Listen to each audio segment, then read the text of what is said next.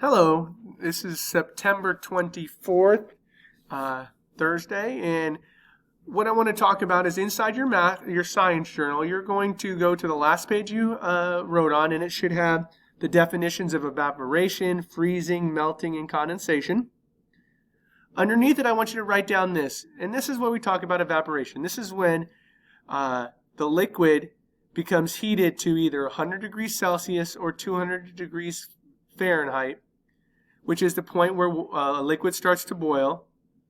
And when that occurs, the molecules of that liquid starts to move extremely fast and spread apart, and that's when you get the steam, and it releases and it goes into the air.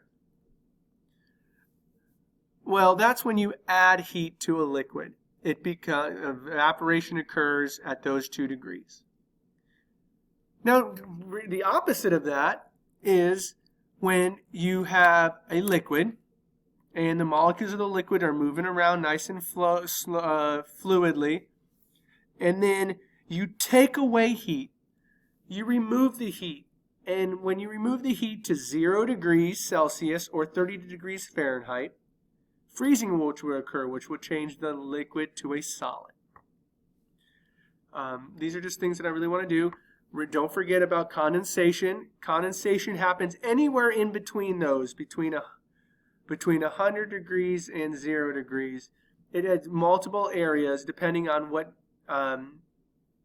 depending on the variables.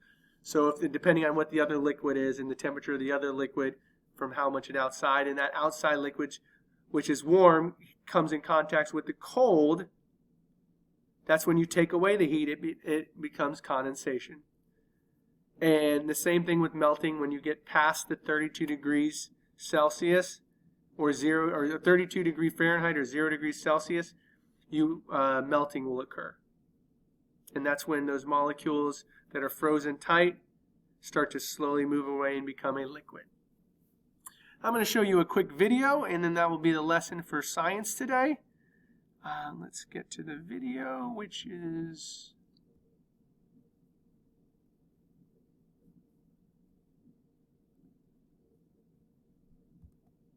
I'm going to quickly get to it. Scopes. Oh, let me pause.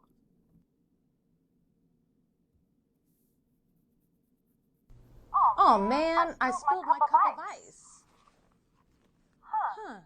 The ice has started to melt almost immediately. This reminds me of the birthday party I had when I was little, and the melted wax fell on my cake as the solid wax turned to liquid. I bet if I pick up an ice cube and put it in my hand, that the ice will start to melt even faster.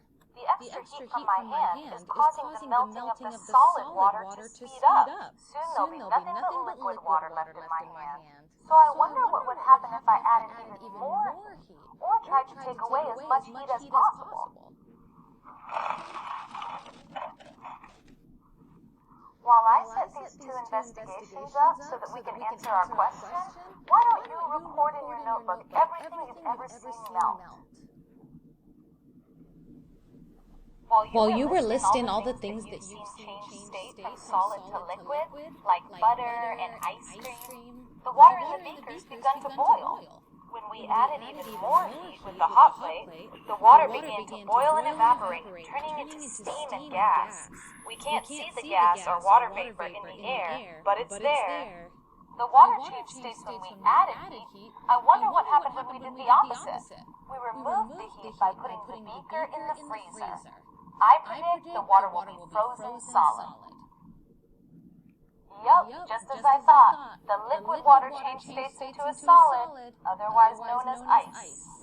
But wait, there's some liquid on the outside of the glass beaker. Could it be that water from the inside traveled through the glass and formed droplets on the outside? I don't think so. This glass is pretty thick. I don't think that water could travel right through it. So how did water get on the outside of the glass? Remember how we said there's water vapor in the air? Maybe when the heat was removed, a bit of the water in the air, in the form of gas, turned back into liquid water on the outside of the glass. I wonder if I were to heat and cool other liquids, if they would change state the same way as water did. I'm gonna try it with orange juice next. While I experiment, turn to your neighbor and tell them a question you have that you'd like to investigate. See you next time. All right. Well, that was our science lesson. Just remember, really the major focus of the science lesson was evaporation, melting, freezing, and condensation. For social studies, I need you to read page 30 and 31. Page 30 and 31 in your My World book, and just look at maps. And then I want you to also try and find a map online and look online and see different things on a map. All right. Well, have a great day.